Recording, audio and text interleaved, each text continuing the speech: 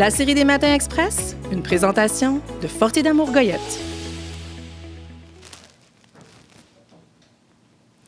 Bonjour et bienvenue à ce Matin Express présenté par la Chambre de commerce et d'industrie de la Rive-Sud. Je me présente, Stéphanie Brodeur, je suis la directrice générale de la Chambre. C'est un plaisir pour moi de débuter la journée avec vous en tant qu'animatrice pour cette rencontre en direct des studios de notre fidèle partenaire de diffusion, TVRS. La Chambre est fière de recevoir ce matin la Tournée régionale d'Investissement Québec, un levier stratégique pour le développement économique du Québec. Avant de débuter la conférence, Maître Alain Chevrier, président de la CCIRS, qui ne pouvait malheureusement pas être avec nous physiquement ce matin sur le plateau, tenait à s'adresser à vous. Nous poursuivons ensuite avec la présentation de M. Guy Leblanc, PDG d'Investissement Québec, et de Patrick Guilbeault, directeur régional principal Rive-Sud-Montérégie, également d'Investissement Québec. Sans plus tarder, je vous invite à visionner le mot de M. Alain Chevrier, avocat associé chez Dunton Rainville et président de la CCIRS. Alors, bonjour à tous. En tant que nouveau président de la CCIRS, ma priorité est définitivement la reprise économique. Le conseil d'administration qui vient d'être élu se porte garant de la meilleure représentation possible de ses membres auprès des autorités gouvernementales et dans le milieu. Alors, en cette période d'incertitude, où l'économie de notre région a été durement affectée, il importe que la Chambre représente fidèlement ses membres. Alors, c'est dans cette optique que nous vous offrons des événements avec des sujets qui interpellent les enjeux que vous vivez. Je vous invite à consulter notre calendrier d'événements qui est bien garni et qui vous propose, entre autres, des Matins Express et des Midi-conférences. Alors, ces derniers sont certes virtuels, mais d'une très grande qualité et totalement gratuits pour les membres. Alors, nous avons également mis sur pied de nouveaux produits tels que des cercles d'échange virtuels. Alors, ces cercles vous permettent de discuter de vos défis avec d'autres entreprises de différents milieux. Nous en avons présentement 2 qui ont déjà démarré, soit un pour la gestion des ressources humaines et l'autre pour le développement des affaires. Nous avons également lancé mercredi dernier la 37e édition des prix Excellence. Alors, je vous invite d'ailleurs à déposer votre candidature dans l'une de nos 13 catégories régulières ou encore dans une toute nouvelle catégorie qui ne sera là que cette année. Et cette catégorie, stratégie de pandémie, est toute désignée dans les circonstances que nous vivons. Alors, pour vous inscrire au prix Excellence, vous pouvez télécharger les cahiers de mise en candidature sur le site Internet de la Chambre et vous avez jusqu'au 25 février pour les déposer. Alors, nous sommes toujours là pour répondre à vos besoins et n'hésitez pas, s'il vous plaît, à nous contacter. Aujourd'hui, vous découvrirez les moyens déployés par Investissement Québec pour stimuler l'innovation dans les entreprises, encourager l'entrepreneuriat et accélérer la croissance de l'investissement et des exportations. Je vous souhaite un excellent événement. C'est donc avec plaisir que nous accueillons ce matin M. Guy Leblanc, qui a été nommé président-directeur général d'Investissement Québec en avril 2019. Avant de se joindre à Investissement Québec, il a œuvré au sein de la firme PricewaterhouseCoopers pendant plus de 35 ans, en tant qu'associé directeur groupe Transactions pour le Canada de 2002 à 2006 et à titre d'associé directeur du Bureau de Montréal de 2006 à 2015. Il a notamment géré une équipe de plus de 800 professionnels et avait la responsabilité d'adapter la stratégie du cabinet au marché québécois. Expert financier, Guy Leblanc est spécialiste des transactions, tant en matière d'achat et de vente que sur le plan du financement d'entreprises. Il possède une grande connaissance du milieu des affaires québécois et son parcours professionnel témoigne de son engagement à faire croître les entreprises. M. Leblanc est diplômé de HEC Montréal, diplômé émérite de l'Université de Montréal et détenteur du titre IASA de l'Institut des administrateurs de sociétés. Il est aussi fellow de l'Ordre des comptables professionnels agréés du Québec, FCPA. Ça fait beaucoup de lettres, ça.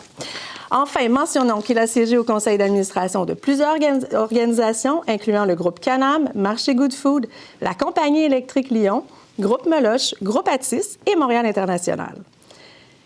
M. Leblanc est accompagné de Patrick Guilbeault ce matin, qui est directeur régional principal Rive-Sud et Montérégie à Investissement Québec.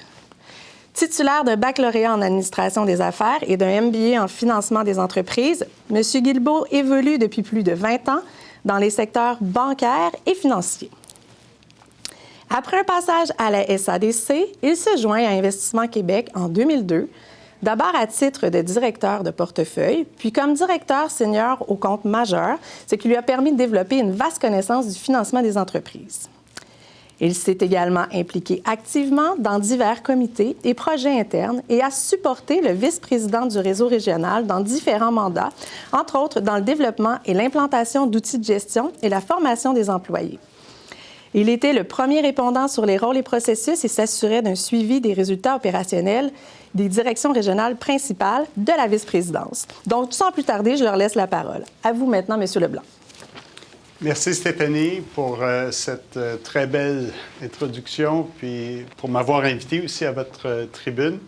Très heureux de pouvoir échanger avec vous aujourd'hui.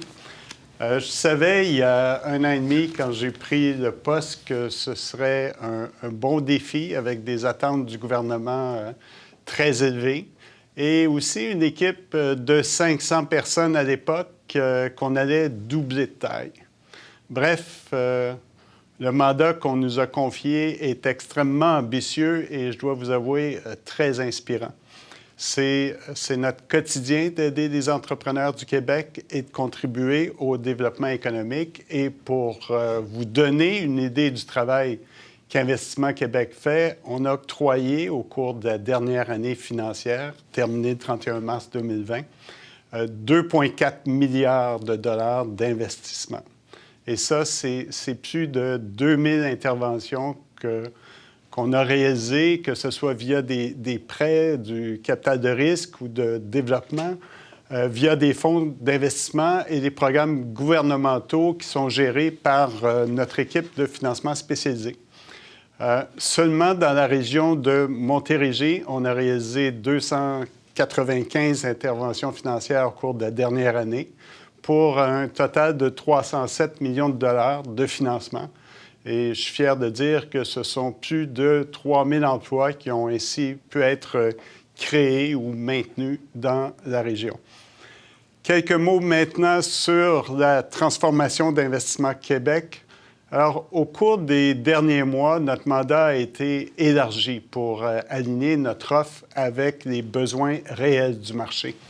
À ce sujet, il y a eu le sondage du STIC, le baromètre industriel auprès d'entrepreneurs du Québec, qui indiquait que les 2 principaux freins au développement technologique de leur entreprise étaient tout d'abord le manque de connaissances et d'expertise à l'interne et aussi le manque de temps, d'où la nécessité d'offrir non seulement des solutions financières comme faisait Investissement Québec auparavant, mais aussi de l'accompagnement. Et c'est dans cette optique que les experts du Centre de recherche industrielle du Québec, le CRIC, et ceux du ministère de l'Économie, que ce soit en région et ceux aussi d'Export Québec, ont intégré l'équipe d'Investissement Québec. Alors, ce que ça nous a permis d'offrir, ce sont des leviers supplémentaires au bénéfice des entreprises, clairement. Et le regroupement, ça nous a permis de simplifier le parcours pour le client plutôt que d'appeler à différents endroits, que ce soit au ministère, que ce soit chez Investissement Québec ou d'autres organisations. Le point d'entrée était simplement chez Investissement Québec et ça permettait aussi de renforcer la présence en région et d'offrir de l'accompagnement en matière de stratégie. La fusion avec le CRIC également pour faciliter les projets de transformation numérique, puis aussi l'accompagnement technologique qui est absolument nécessaire et qui répond aux besoins des entrepreneurs, comme le mentionnait le sondage précédent. L'intégration des équipes d'Export Québec pour clairement augmenter les exportations, mais on veut aussi diversifier les marchés. Alors, le nouvel Investissement Québec, c'est maintenant 950 employés avec des expertises qui sont à la fois diversifiées et complémentaires. Et on a non seulement doublé de taille l'organisation, mais on lui a greffé des services. Alors, pour l'illustrer, j'aime bien présenter notre organisation à 3 niveaux. Alors, le niveau régional, au niveau national et international. Alors, commençons par Investissement Québec régional. C'est l'une des raisons fondamentales de cette refonte, c'était de créer un réseau régional plus étendu, puis surtout plus efficace. On voulait que les entreprises puissent frapper à une seule porte, comme je mentionnais tantôt, puis accéder à tous les services, que ce soit pour de l'accompagnement technologique, des conseils en financement, le développement de leurs exportations et j'en passe. Notre objectif était clair, on voulait simplifier les démarches de nos clients, rendre leur parcours beaucoup plus fluide, puis en éliminant autant que possible les obstacles. Alors, avec l'ajout des employés du ministère de l'Économie, on a pratiquement doublé le nombre d'employés en région pour passer à 300. Et on a maintenant 30 bureaux dans 24 villes au Québec. En Montérégie, Investissement Québec rassemble désormais sous un même toit une équipe d'experts qui offre des solutions de financement adaptées de même que les services d'accompagnement. Et sous le leadership de Patrick Guilbeault, directeur régional principal, de Christine Tardif et Philippe Lamarche, tous deux directeurs régionaux, ils ont sous eux une équipe de professionnels dédiés au développement économique régional de la Rive-Sud et de la Montérégie. Alors, pour présenter l'équipe, je vais maintenant céder le micro à Patrick. Merci Guy. Donc, je tiens d'abord à te dire à quel point nous sommes heureux ce matin de t'accueillir dans notre région de la Montérégie. Comme tu sais qu'elle contribue à sa large part à l'économie du Québec. Avec tous les nouveaux outils et l'expertise diversifiée qu'Investissement Québec offre dorénavant, tu peux être assuré que l'équipe de la Rive-Sud Montérégie, que j'ai le plaisir de diriger, est déjà très active sur le terrain. C'est d'ailleurs la principale raison de ma brève intervention de ce matin. J'aimerais vous présenter la nouvelle équipe unifiée d'Investissement Québec qui supporte au quotidien les entrepreneurs de la Montérégie. Comme mentionné tantôt, dans le cadre de la récente réorganisation du réseau régional, nous avons nommé une précieuse collaboratrice au poste de directrice régionale, Christine Tardif. Christine possède une non-expérience en développement économique. Son leadership et sa connaissance des entreprises sont des atouts précieux. Nous sommes heureux de t'avoir, Christine, dans notre équipe. Aussi, au cours de cette transformation, nous avons également accueilli un nouveau directeur régional, Philippe Lamarche. Philippe fait partie de ces experts chevronnés en provenance du ministère de l'Économie et de l'Innovation qui se sont joints à Investissement Québec en juin dernier. Sois bienvenu, Philippe, dans notre équipe. Depuis la réorganisation, nous comptons sur 2 points de service, soit un point situé à Brossard et à Longueuil. Il serait trop long ce matin de vous présenter la quarantaine de personnes qui y travaillent. Par contre, je vais vous mentionner le nom des personnes qui sont le plus directement en contact avec les entreprises de l'agglomération de Longueuil. Évoluant à partir de notre bureau de Brossard, il y a notre équipe de directeurs de compte qui sont responsables des solutions de financement. Celle-ci est composée de Chantal Leblond, Annie Séguin, Robert Morissette et Jean Ellison. De leur côté, Sophie de Courval, Éric Hébert et Louis Ménard travaillent du bureau de Longueuil et sont conseillers spécialisés au développement économique et offrent leurs services d'accompagnement aux entreprises de la région. Olivier Prévost est également directeur de compte, mais il est dédié au support des coopératives et autres entreprises de l'économie sociale sous la gouverne de Jean-Maxime Nadeau, directeur régional principal, et de Marlène Gagnon, directrice régionale. La Montérégie est également le territoire de Audrey Bonin, notre conseillère industrielle d'investissement CRIC, qui est la personne que vous devez rencontrer pour faciliter vos démarches dans vos nombreux projets de transformation technologique. Toutes ces ressources de première ligne sont appuyées par une équipe remarquable d'analystes, de techniciens spécialisés en financement, d'agents de bureau, de secrétariat qui contribuent à offrir la meilleure expérience client possible. Il s'agit d'une équipe formidable et vraiment dédiée au développement des entreprises de la Montérégie. Alors, pour toute question sur la nature et la diversité de nos services, pour tous vos besoins de financement, de croissance, d'accompagnement conseil et de transformation technologique, n'hésitez pas à nous contacter. Nous sommes là pour répondre à vos besoins. Aux côtés de nos partenaires de l'écosystème du service financier, du développement économique régional, nous pouvons simplifier, accélérer vos démarches pour obtenir de l'accompagnement et du financement.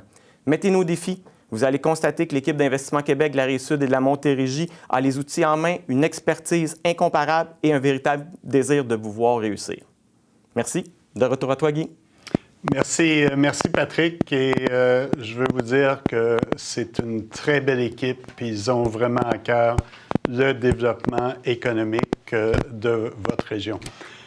Comme tu viens de dire, Investissement Québec est engagé à favoriser la prospérité des régions en tenant compte de leurs atouts. C'est pourquoi aujourd'hui, très fier d'annoncer une aide financière totale de plus de 9,7 millions à 7 entreprises de la région. Alors, il y a le groupe BFL de Sainte-Julie, le manufacturier RF Plus de Saint-Hubert, le distributeur de métaux industriels Métaux Solutions basé à Longueuil, le spécialiste en conception graphique et en impression Graphiscan, le développeur de logiciels pour l'industrie du béton Marcotte System de Boucherville, le groupe Lanerco de Saint-Hubert et l'entreprise de gestion Investissement 585 Inc. de Boucherville. Ces 7 joueurs clés dans la région de la Montérégie ont mis de l'avant des projets structurants pour s'assurer de demeurer compétitifs et ils ont investi pour assurer leur croissance. Puis je leur dis bravo. On est heureux de les appuyer. De plus, pour faciliter le travail d'Investissement Québec dans la région, on a récemment annoncé la création d'un comité de développement régional. Il y en a un pour supporter chacune des 17 directions régionales d'Investissement Québec. Alors, le comité de développement régional de la Montérégie est composé de 14 membres. Leur rôle, c'est essentiellement consultatif et ça consiste à recommander à Investissement Québec des projets porteurs et des entreprises à fort potentiel pour accélérer la croissance de l'économie régionale. Ces gens-là connaissent le tissu social et économique de leur région et ils sont là pour amener de l'eau au moulin, pour nourrir notre pipeline d'opportunités. Alors, certains membres sont avec nous aujourd'hui et je tiens à souligner leur engagement envers le développement économique de la région. Passons maintenant à l'international. On va être plus fort à l'international aussi avec la récente refonte. On a créé Investissement Québec International. C'est une nouvelle structure qui nous donne les moyens de renforcer la cohésion et ça, c'est l'élément essentiel. Auparavant, il y a toujours ces agences, mais les uns ne savaient pas ce que les autres faisaient. Maintenant, on a une meilleure cohésion avec nos partenaires. On sait quelles sont les démarches qu'ils font et de quelle façon on peut être complémentaires. Cette cohésion est extrêmement importante car nos objectifs sont ambitieux. Selon les chiffres du ministère de l'Économie et de l'Innovation pour 2019, l'ensemble des agences de prospection d'investissement étranger, incluant Investissement Québec, avaient contribué à des projets d'une valeur de 3,2 milliards de dollars. D'ici 3 ans, ce qu'on veut faire, c'est doubler ce chiffre. Aussi, grâce à l'intégration des ressources et de l'expertise d'Export Québec, on est maintenant en mesure de supporter directement les entreprises québécoises qui désirent développer, accroître ou diversifier leurs exportations. Alors, c'est aussi une priorité qu'on a un déficit commercial au Québec d'environ 23 milliards. Et tout en demeurant libre-échangiste, si on tient compte d'une augmentation sensible de l'achat local dont vous avez entendu parler abondamment au cours des dernières semaines, des derniers mois, je devrais dire, lorsqu'il est logique de le faire, on pourrait se retrouver en bien meilleure position dans un horizon de 3-5 ans. Alors, les interventions d'Investissement Québec seront donc dorénavant bidirectionnelles pour attirer des capitaux de talents étrangers, mais aussi pour supporter nos entreprises exportatrices. Finalement, Investissement Québec national ou placement privé, on compte sur des équipes qui sont spécialisées pour supporter des projets nécessitant des placements privés, que ce soit en capital de risque pour des entreprises en démarrage, via des fonds d'investissement et fonds de croissance, que ce soit des comptes majeurs ou encore pour les ressources naturelles avec Ressources Québec. Et l'ensemble de ces équipes, ça constitue un véritable centre d'expertise en solutions de financement pouvant supporter autant le réseau régional que nos démarcheurs à l'international. Alors, c'est ça le Nouvel Investissement Québec, des équipes régionales, nationales et internationales complémentaires qui interagissent au service des entreprises. Avant de résumer nos priorités pour la relance, j'aimerais mentionner ce qui a été fait pour aider les entreprises qui vivent des problèmes de liquidité causés par la pandémie.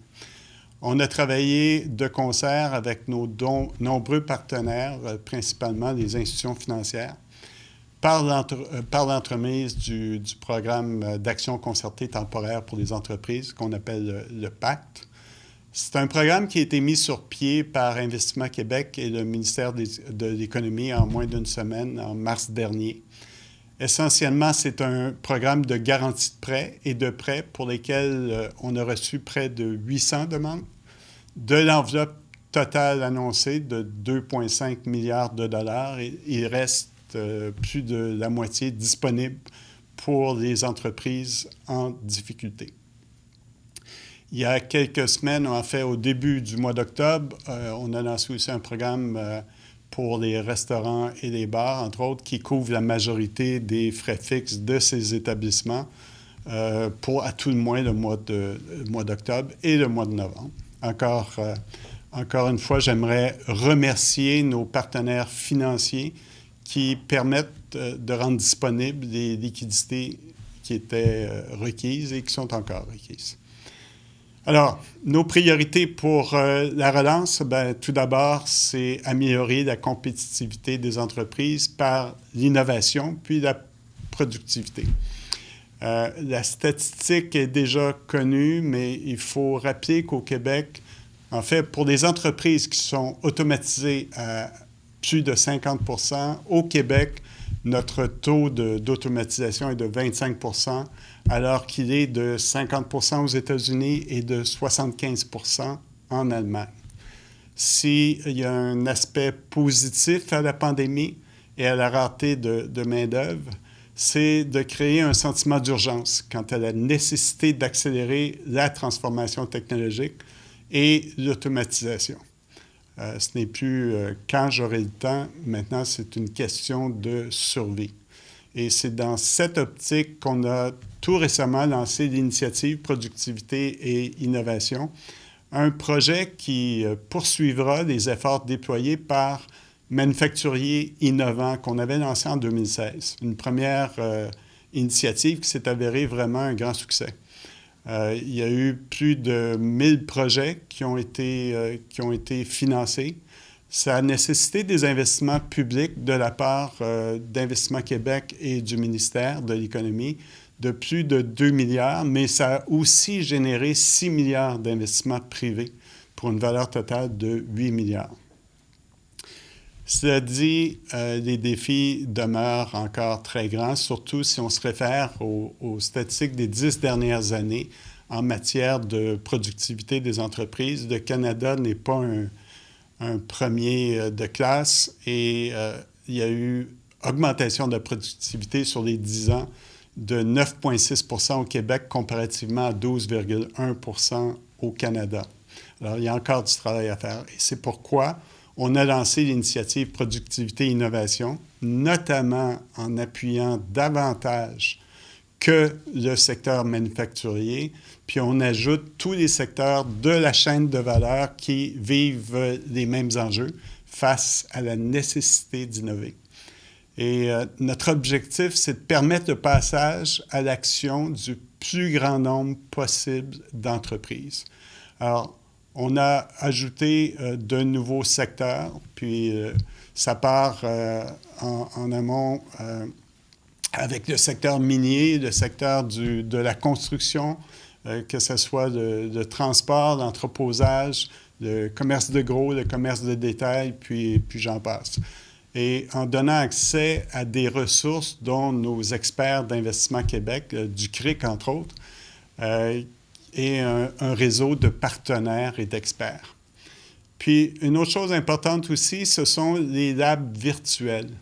Ce sont des cohortes d'environ 15 à 20 entreprises qui bénéficient des projets de transformation réalisés par des membres de la cohorte. Et d'ailleurs, on a tenu un lab virtuel dans la région de la Montérégie en octobre dernier avec la contribution de l'entreprise Groupe Lacasse, dont le siège social, comme vous savez, est situé à Saint-Pie. Nouvelle initiative est ambitieuse puisqu'on prévoit investir 2,4 milliards dans les 4 prochaines années. Et ceci, c'est une cible qu'on espère dépasser. Dans le programme précédent de Manufacturiers innovants, on avait une cible de 825 millions et c'est plus de 2 milliards d'investissements de fonds publics qui ont été investis. Alors, 2,4, ben, on espère avoir le même genre de multiple pour cette initiative. On vient de couvrir l'innovation et la productivité. C'est aussi investir dans des projets structurants et on travaille déjà très activement à développer une chaîne de valeur complète de l'extraction du minerai à la fabrication des véhicules électriques jusqu'au recyclage des batteries. Vous le savez, le Québec a d'immenses ressources. On est dans une position pour devenir un hub majeur en Amérique du Nord, sinon à l'échelle mondiale, et dans l'électrification des transports. Puis on essaie d'attirer à l'heure actuelle, et on devrait être en mesure de faire des annonces prochainement pour d'importants investissements en matière, bien, écoutez, on a des réserves de lithium, de nickel, de graphite, en plus d'électricité verte. Alors, ça attire beaucoup d'intérêt de la part du monde de la batterie et on devrait, d'ici peu, être en mesure de faire des annonces.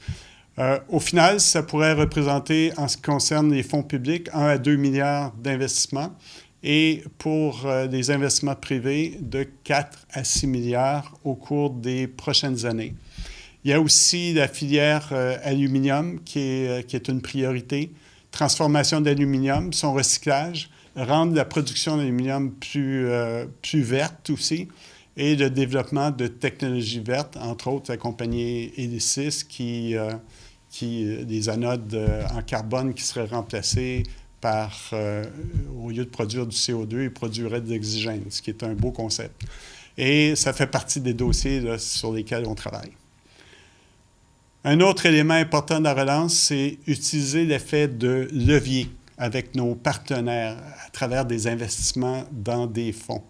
Au cours des derniers mois, on a lancé le Fonds de croissance des PME, BNC, un fonds de 200 millions de dollars, et un fonds aussi des sciences de la vie, un fonds de 150 millions avec le Fonds de solidarité des travailleurs du Québec.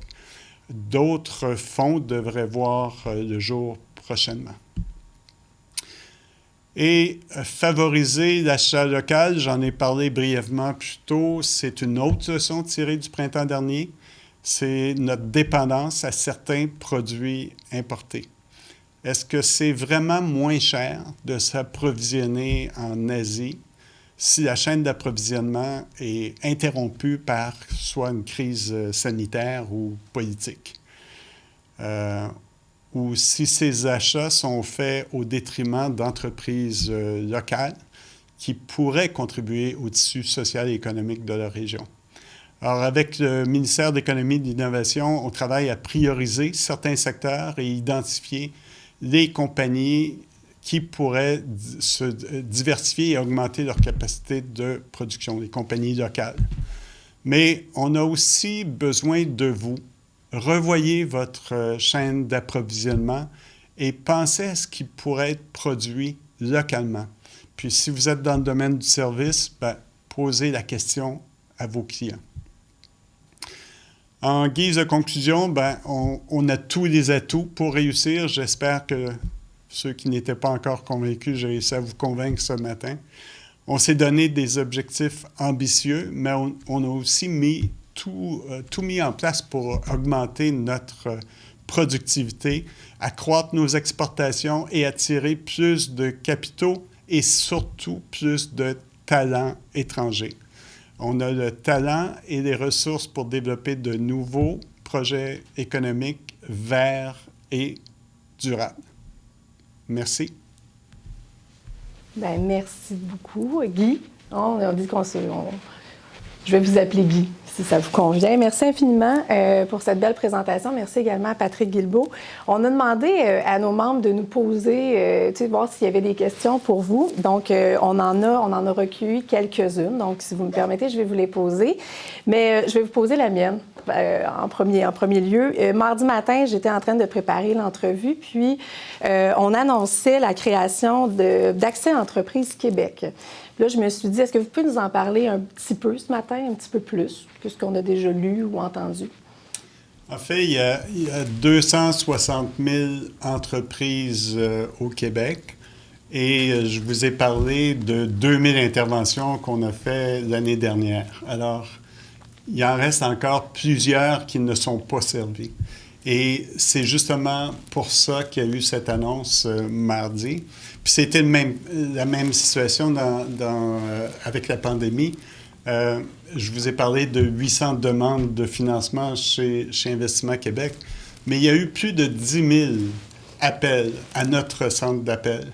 Mais les fonds locaux d'investissement ont aidé plus de 5 000 entreprises et ont versé des sommes. Ils avaient un budget d'à peu près 250 millions et ils ont versé jusqu'à 200 millions. Alors, on se complète. On n'est pas en mesure de traiter tous les dossiers. On est davantage...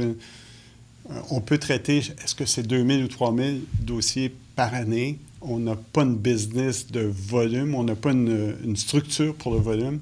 Et c'est là où cet accès-là va faciliter justement l'accès pour les plus petites entreprises. Mais on demeure le point d'entrée, mais on va partager avec tous les intervenants locaux et régionaux. D'accord, bien merci. C'est bien répondu.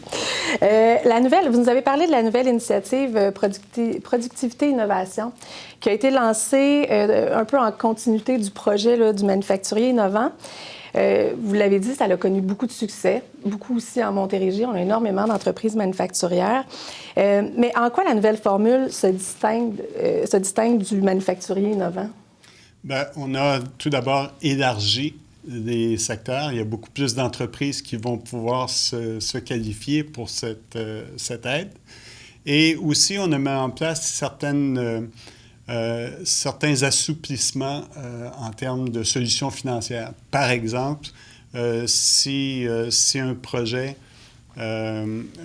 pourrait se voir offrir un moratoire de remboursement de capital jusqu'à 48 mois, dépendant du rythme du projet. Et ce genre d'assouplissement. Alors, il y a à la fois des assouplissements au niveau financier, mais aussi plus d'entreprises qui vont être susceptibles de participer à ça. Puis quel genre de projets sont admissibles?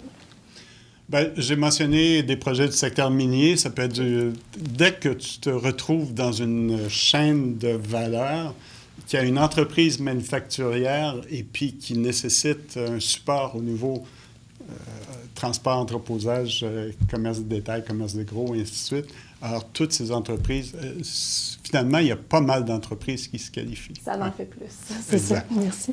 En Montérégie, on a de nombreuses entreprises qui sont actives sur le marché étranger. En quoi l'intégration des ressources d'Export Québec au sein d'Investissement Québec International peut contribuer au déficit commercial? Bien, au départ, l'équipe d'Export Québec avait, avant de se joindre à Investissement Québec, un budget relativement limité et agissait davantage au niveau des petites entreprises. Et je ne dis pas qu'ils ne le feront plus, mais on a davantage... 80 % de nos exportations sont faites par 1000 entreprises. Alors, on va mettre davantage de focus sur ces 1000 entreprises. Ça ne veut pas dire qu'on n'aidera pas les plus petites, mais on veut faire bouger l'aiguille, puis on veut faire bouger l'aiguille rapidement. Puis, juste pour revenir à l'achat local aussi, on a ciblé un certain nombre d'entreprises, de secteurs plutôt, et des entreprises qui pourraient produire. C'est des produits d'hygiène corporelle, par exemple. On a vu le printemps passé des produits, soit en agroalimentaire, fruits et légumes, entre autres. Donc, si ces entreprises produisent davantage, qu'on importe moins, il y en a pour à peu près, on a identifié pour à peu près 6 milliards d'importations qui pourraient être produits localement. Et ça, c'est simplement par notre premier coup d'œil. Alors, c'est pas rien, ça peut faire bouger facilement. Alors, si on augmente nos exportations puis on augmente nos achats locaux, la balance commerciale devrait retrouver son équilibre d'ici à peu près 4-5 ans. Merci beaucoup. L'attraction d'investissements directs étrangers, c'est un enjeu majeur. Puis la création d'Investissement Québec international suscite beaucoup d'intérêt. Comment les efforts de GIQI, d'Investissement Québec international, se déploient-ils en temps de pandémie? Qu'est-ce que vous faites en temps de pandémie? Il y a eu beaucoup de créativité. Alors, au départ, au mois de mars, ces gens-là ont été formés sur les centres d'appel. Alors, il n'y a pas eu beaucoup de démarchage qui s'est fait en mars, avril, mai, je dois avouer. Et ils ont été excessivement utiles, extrêmement utiles dans ce nouveau rôle pour eux. Essentiellement, en période de pandémie, il y a énormément de démarchage qui se fait à l'heure actuelle à travers il y a des forums virtuels qui s'organisent. Il y a des investissements qu'on va annoncer, j'espère, dans les prochaines semaines, sinon prochains mois, simplement avec la filière batterie. Et ce sont des drones qui font des visites de sites et on passe les images. Alors, on arrive quand même à avancer et dans certains cas d'exception, on peut même organiser des visites ici. Ce sont des exceptions. Mais on obtient les permissions lorsque absolument nécessaire pour qu'un projet se concrétise. Alors, il y a du travail qui se fait et les équipes sont presque aussi occupées qu'elles l'étaient auparavant. Mais il y a moins de voyages qui se fait. Puis, comment vous voyez l'interaction entre Investissement Québec international puis les organismes locaux? Parce qu'on en a déjà sur le territoire là, qui font connaître la région puis l'attraction et tout. Comment vous travaillez avec eux? Bien, auparavant, c'était carrément séparé. Alors, si une entreprise française, par exemple, une entreprise française pouvait recevoir la visite de Montréal International, Québec International, Drummondville ou toute agence de toute région du Québec. Puis, tu avais Investissement Québec qui cognait à la porte aussi. Et les histoires étaient différentes. Alors, il y avait un petit peu de confusion. Maintenant, on a formé un comité qui est dirigé par Hubert Bolduc et son équipe. Et on va éventuellement, on est en train de développer un CRM, Customer Relationship Management, qui donnerait accès à tous. Alors, chacun va savoir quels sont les efforts de développement et qui peut contribuer. Alors, on va travailler davantage en équipe.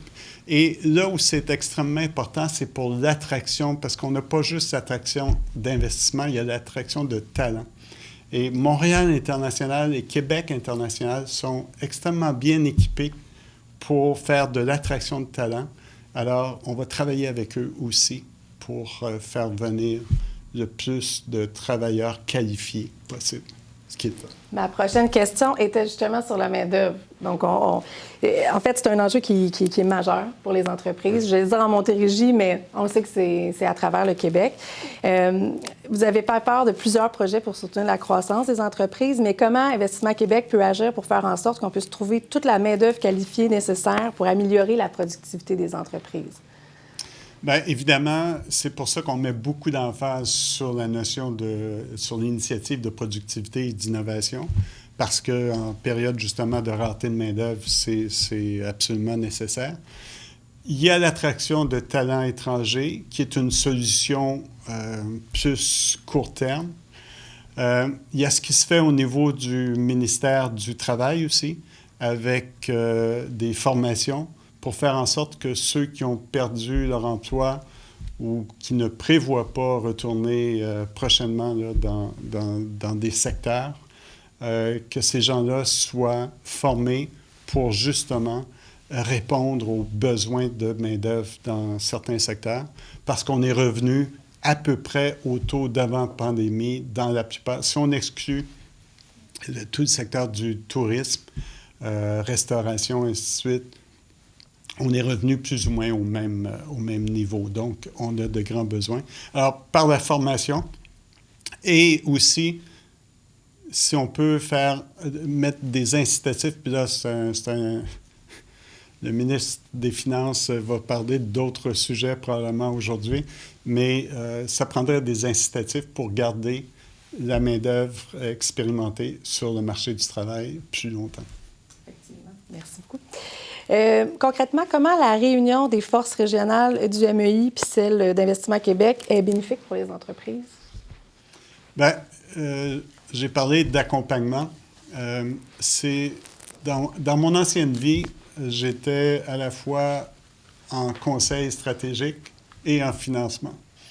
Et il était rare que je rencontrais un entrepreneur puis qu'on parlait seulement de financement. Puis quand il s'agit de quels sont vos projets, quels sont vos projets de croissance, votre plan de croissance pour les prochaines années, c'est pas toujours évident de répondre à cette question-là. Puis si tu n'as pas une grosse équipe alentour de toi, c'est pas nécessaire. Alors c'est là où l'accompagnement est absolument nécessaire et que les gens du MEI qui peuvent arriver avec une connaissance du secteur, une connaissance des fonctions aussi, au niveau que ce soit ressources humaines, production, et ainsi de suite, et qui peuvent justement ouvrir la porte pour avoir des discussions, puis par la suite, les gens de financement s'impliquent davantage avec un projet concret. Alors, c'est fait pour aller ensemble. Génial. Bien, merci beaucoup. Merci infiniment d'avoir été là. Est-ce que vous me permettez de vous demander de céder votre place à M. Guilbeault? J'aimerais ça qu'on parle un peu de la direction régionale, un peu plus. Merci beaucoup. Merci infiniment. Bonjour Patrick. Bonjour Stéphanie. Bonjour. Donc, j'ai une petite question, OK? Comment concrètement la Direction régionale d'Investissement Québec va travailler avec le Comité de développement régional? On en a parlé tout à l'heure. Puis comment Investissement Québec en Montérégie collabore avec l'écosystème financier puis le développement économique de la région? Je te laisse répondre. Bien, merci Stéphanie pour la belle question. Bien, au niveau du comité de développement régional, un comité de 14 membres, donc composé de 5 entrepreneurs, 5 personnes en développement économique, ainsi que 4 personnes des professionnels au niveau des services bancaires et comptabilité. Déjà, on a eu une première rencontre où est-ce qu'on a établi les bases du partenariat. On a fait une présentation d'Investissement Québec et il y en a une prochaine qui est prévue déjà à la fin du mois de novembre. Vraiment, la vision avec ce comité de développement régional, c'est d'être les yeux d'Investissement Québec sur leur territoire, parce que dans le comité régional de la Montérégie, nous avons une belle représentativité régionale. Donc, on a réussi à trouver des acteurs dans presque chacune des régions. Donc, ces gens-là sont vraiment les yeux d'Investissement Québec pour nous informer des projets pour lesquels on ne serait pas au courant. Donc, c'est une très, très belle collaboration. Et d'ailleurs, depuis notre première rencontre, j'ai déjà eu des discussions avec certains membres sur des projets d'entreprise. Super. Bien, merci beaucoup. Merci. Puis au niveau de la collaboration, comment Investissement Québec collabore avec les organismes ou les institutions financières, une des valeurs d'Investissement Québec est vraiment la collaboration. Et puis cette valeur-là est partagée par toute l'équipe de la Rive-Sud et de la Montérégie. Donc, on est dans le fond pas une institution pour prendre la place des institutions financières. On veut travailler en collaboration avec eux dans les montages financiers, soit en garantie de prêt, en prêt. Un des mandats dans le plan stratégique, c'est combler la carence des capitaux. Donc, on veut s'introduire dans les montages financiers où est-ce qu'il y a de la place pour Investissement Québec. Et puis, au niveau des organismes de développement locaux, l'objectif, on a déjà une très belle collaboration ici dans l'agglomération avec l'équipe de développement économique Longueuil. Donc, on veut continuer cette belle collaboration. Il y a eu des belles annonces cette semaine avec Accès Entreprises Québec, donc qui va donner des ressources supplémentaires. Donc, on va simplement continuer notre belle collaboration pour l'économie du Québec. Merci beaucoup. Merci infiniment de vous être arrêté en Montérégie. Je sais que vous êtes dans un blitz pour Guy. Donc, il fait la tournée du Québec. Heureusement que c'est virtuel, hein, parce que c'est quand même fatigant, j'imagine, mais au moins c'est virtuel. Je pense que vous avez vraiment couvert et de façon très concrète. Là, on peut comprendre ce que fait Investissement Québec plus facilement.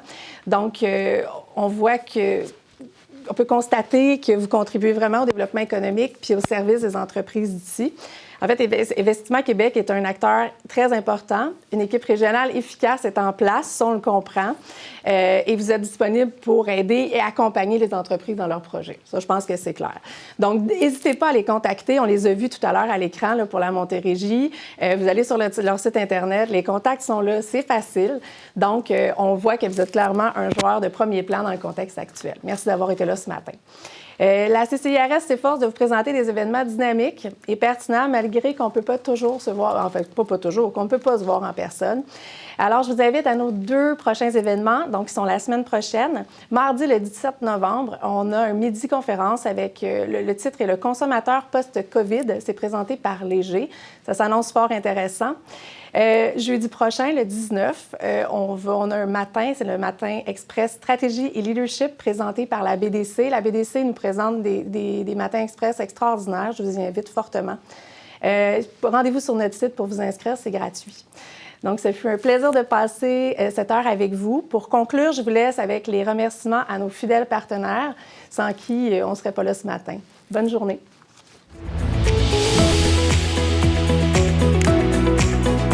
La CCIRS souhaite remercier Fortier d'Amour Goyette, partenaire de la série des Matins Express. Ses grands partenaires annuels, Desjardins, Université de Sherbrooke, Dunton Rainville et la campagne Faire affaire en français. Merci également à TVRS pour la réalisation et la diffusion de cet événement.